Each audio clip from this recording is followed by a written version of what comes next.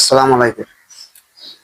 Mafia Hasina দেশ থেকে পালানোর পর যে আশা নিয়ে আমরা অন্তর্বর্তী সরকারকে বসালাম সেটা মনে হয় ব্যর্থ হতে যাচ্ছে। পরিস্থিতি সেই দিকে যাচ্ছে। আমরা মাফিয়া হাসিনাকে কি জন্য হটালাম? মাফিয়া হাসিনাকে কি জন্য দেশ থেকে চলে যেতে বাধ্য করলাম? আজকে যদি আমাদের বিপ্লবটা যদি না হতো তাহলে আজকে তো আমরা এভাবে থাকতে পারতাম না। আমরা আমাদের আমাদের স্থান হতো জেলখানায়। তাহলে আমরা কি জন্য জীবনের মায়া ত্যাগ করে কি জন্য মাফিয়া সরকারের বিরুদ্ধে আন্দোলনের শরিক হয়েছি?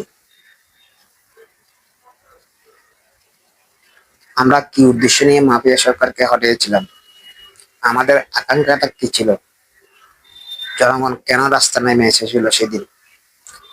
লাখো লাখো জনগণ কি জন্য রাস্তায় নেমে এসে নিজের জীবন আত্মহতি দিয়েছে? প্রথম আলোকে প্রতিষ্ঠা করার জন্য? মাফিয়া সরকারের দোসর যারা তাদেরকে প্রতিষ্ঠা করার জন্য? এই যে এগুলার জন্য আমরা তো আন্দোলন করি নাই। প্রথম আলোকে প্রমোট করার জন্য, প্রথম আলোর লোকদেরকে মন্ত্রী করার জন্য জনগণ আন্দোলন করে নাই, নিজের জীবন আত্মহত্যা দেয় নাই। আমাদের উদ্দেশ্য কি ছিল? জনগণ কি জন্য রাস্তায় নেমে জীবন আত্মহত্যা দিল? আমরা আন্দোলন করেছি আমাদের মৌলিক অধিকার, আমাদের একমাত্র অধিকার জনগণের, আমাদের নির্বাচিত সরকার প্রতিষ্ঠা করার জন্য আমরা আন্দোলন করেছি। আমাদের দেশের কোটি কোটি লক্ষ লক্ষ টাকা দেশ থেকে পাচার হয়ে যাচ্ছে, সেই জন্য আমরা আন্দোলন করেছি। আমাদের দেশে আমরা বসবাস করতে পারছি না, আমরা দ্রব্যমূল্য আমাদের নিয়ন্ত্রণের বাইরে চলে গেছে, আমাদের ক্রয় ক্ষমতার ঊর্ধ্বে চলে গেছে, আমাদের দাঁড় দেনা করে চলতে হচ্ছে। মাফিয়া মাফিয়া সরকারের সিন্ডিকেটের কারণে আমাদেরকে নিত্য মানে দৈনন্দিন জীবন যাপন করতে আমরা ব্যর্থ হচ্ছিলাম, সেই জন্য আমরা বাধ্য হয়েছি। এখন সেটা করে আমরা কি পেলাম? মাফিয়া সরকার দেশ থেকে পালানোর পর আমরা ইউনূস সাহেবকে সরকারে বসালাম, কারণ ইউনূস সাহেবের সারা বিশ্বব্যাপী সরি সারা বিশ্বব্যাপী ওনার একটা সুনাম আছে। সেই সুনামের কারণে ওনাকে আমরা ক্ষমতা বসিয়েছিলাম। আমরা আশা করছিলাম উনি দেশকে কিছু একটা, দেশটা একটা ভালো পথে নিয়ে যাবে, দেশটা একটা এমন স্থানে নিয়ে যাবে যেখানে এই দেশটা হবে আমাদের সবার। এখানে কোনো ভেদাভেদ থাকবে না, এখানে কোনো মতবিরোধ থাকবে না। আমরা সুখে শান্তিতে একটা সুন্দর দেশ গড়ে তুলব। বিপ্লবের পর পরে আমাদের এজেন্ডা ছিল যারা শহীদ হয়েছে সেই শহীদ ভাইদেরকে মূল্যায়ন করা, যারা আহত হয়েছে তাদের চিকিৎসার ব্যবস্থা করা। সেটা ইউনূস সরকার প্রথমে ক্ষমতা বেশি বলছিল, কিন্তু বলার পর কি করছে? এখন স্বাস্থ্যমন্ত্রী, এমন একজনকে স্বাস্থ্যমন্ত্রী বানানো হয়েছে যেটা ইউনূস সরকারের আত্মীয়, ওনার ওনার পারিবারিক, নূরজাহান। উনি নিজেও এই দেশের স্বাস্থ্য ব্যবস্থার উপর ওনার আস্থা নাই। উনি কয়েকদিন আগেও সিঙ্গাপুর থেকে চিকিৎসা করে এসেছে। এই যে হাজার হাজার লোক আহত হলো, পঙ্গুত্ব বরণ করলো, অন্ধ হলো, শরীর অঙ্গহানি হলো, তাদের সুচিকিৎসা পাচ্ছে না, তারা সেই চিকিৎসাটা দিচ্ছেন না, আপনারা দিতে পারতেছেন না। যারা নিহত হলো তাদেরকে আপনারা ভিক্ষা দিচ্ছেন 5 লাখ টাকা করে, তাও এখনো দিচ্ছেন না। এমনি ঘোষণা করছেন, এখনো দিতে পারতেছেন না। কেন 5 লাখ টাকা? কেন 5 লাখ টাকা দিয়ে কি একটা জীবন কিনে পাওয়া যায়? 5 লাখ টাকা না, আপনাকে কেউ 1 কোটি টাকা দিবে বললো আপনি বন্দুকের মুখে দাঁড়াতে পারবেন? আপনারা কেউ দাঁড়াবেন? যাদেরকে এখন বাম্বু এলিট সাজিয়ে ক্ষমতায় বসাইছেন তাদেরকে কাউকে বলেন তো 1 কোটি টাকা না 2 কোটি টাকা দিয়ে বন্দুকের সামনে দাঁড়াতে বলবেন, দাঁড়াবে? এটা কেউ দাঁড়াবে না। আমরা সাধারণ জনগণ দাঁড়াইছি, তাহলে সাধারণ জনগণকে আপনারা 5 লাখ টাকা দিয়ে মূল্যায়ন করতেছেন কি হিসাবে? একটি পরিবারের একজন প্রধান উপার্জনকারী ব্যক্তি পৃথিবী থেকে চলে গেছে মাফিয়া সরকারকে হরানোর জন্য, নিজের জীবন দিয়ে দিয়েছে, তার জন্য কি 5 লাখ টাকা বরাদ্দ? দেশ থেকে হাজার হাজার কোটি টাকা আপনারা লুটপাট করতেছেন, অনিয়ম করতেছেন, যারা বিত্তশালী তাদেরকে আরো বিত্তবান বানাচ্ছেন। তাহলে এই যারা শহীদ হয়েছে তাদের জন্য 5 লাখ টাকা কম করে না হলো তো কম 1 কোটি টাকা তো হওয়ার কথাই। 1 কোটি না হোক হলো তো 50 লাখ টাকা তো দিবেন, সেটাও দিলেন না। আমাদের আশা ভরসা ছিল জিনিসপত্র দ্রব্যমূল্যের দাম কমবে না, সেটা আমরা জানি। আমি বারবার বলতেছি আমাদের দ্রব্যমূল্যের দাম কমবে না, সেটা আমরা জানি। কিন্তু যেই পর্যায়ে ছিল সেই পর্যায়ে ধরে রাখতে পারতেছেন না। আপনারা বাজার সিন্ডিকেট ভাঙতে পারতেছেন না। আপনারা বাজার সিন্ডিকেট করার জন্য আবার কি করতেছেন, একজন ব্যবসায়ী এনে বসাই দিচ্ছেন যাতে তারা একটা বাজার সিন্ডিকেট করতে পারে। তারপর আনসান কাদেরকে উপদেষ্টা পরিষদে, সবগুলো প্রথম আলোর ডেলিস্টার যারা আছে, মানে যা প্রথম আলোর ডেলিস্টার যাদেরকে ভালো মনে করবে আপনারা তাদের কাছে দিচ্ছেন।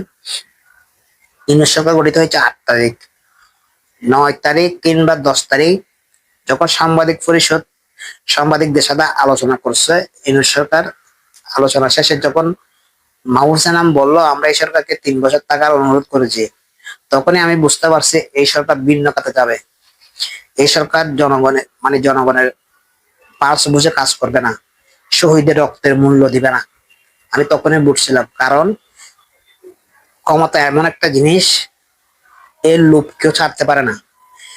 ইনুস হোক আর টিনুস হোক, আলেম হোক আর জালেম হোক, ক্ষমতার লোভ অনেক বড় লোভ।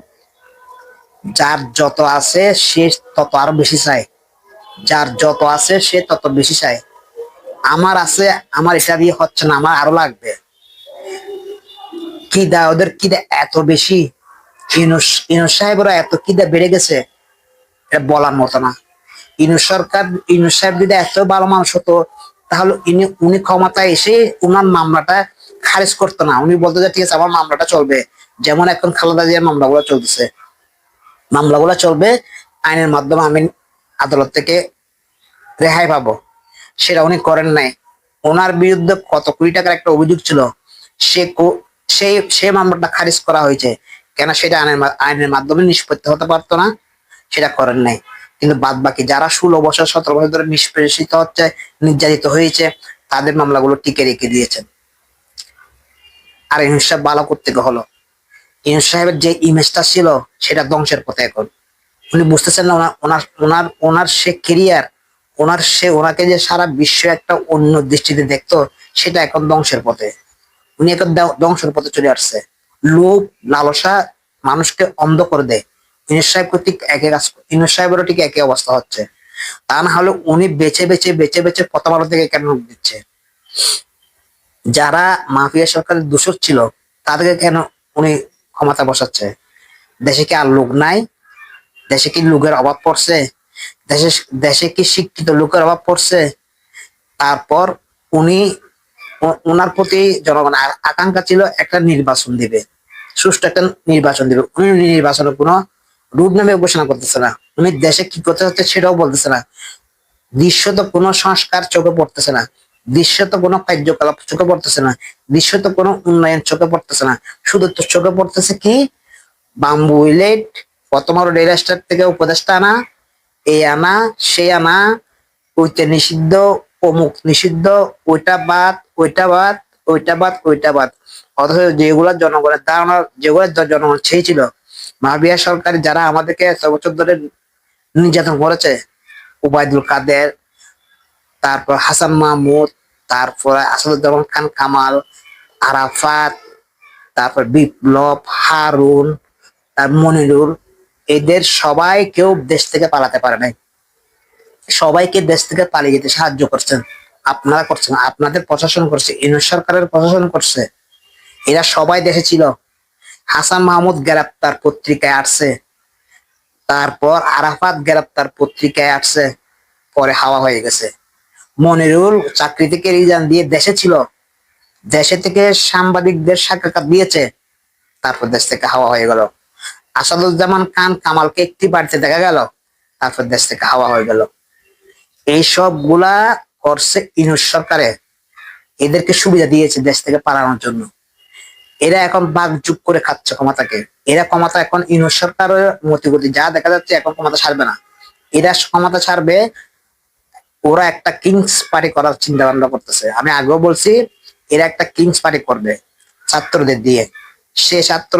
সে দলটা যতক্ষণ পর্যন্ত সংগঠিত না হবে ততক্ষণ পর্যন্ত ইউনিট সরকার নির্বাচন দিবে না। ইউনিট সরকারকে নির্বাচন দিতে গেলে আমাদেরকে বাধ্য করতে হবে। তাহলে আমরা এই আশা নিয়ে কি ইউনিট সরকারকে বসেছিলাম?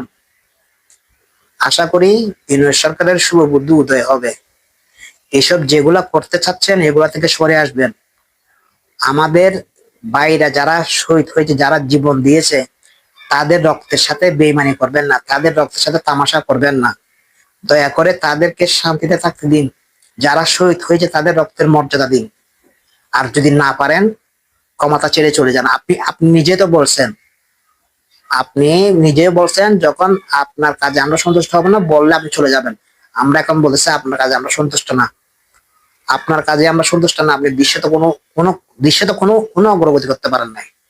আমাদের বরঞ্চ আমাদের শহীদ ভাইদের রক্তের সাথে তামাশা করছে। সেই জন্য বলতেছি আপনি দ্রুত নির্বাচন দিন, না হলে ইস্তফা দিন।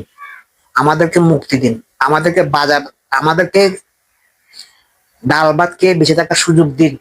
আমরা ডাল ভাত খেয়ে বেঁচে থাকতে চাই। আমরা বাজার যেতে পারতেছি না, আমরা বাজার করতে পারতেছি না, আমরা সংসার চালাতে পারতেছি না, হিমশিম খাচ্ছি। বাজারে গিয়ে বাজার করব সে সাহসটা হচ্ছে না, সে সাহসটা হারিয়ে ফেলছি। আমরা এইভাবে বাঁচতে পারবো না। আমাদেরকে বাঁচান, আমাদেরকে রক্ষা করুন। আজকে এই পর্যন্ত, সবাই ভালো থাকবেন। আল্লাহ হাফেজ।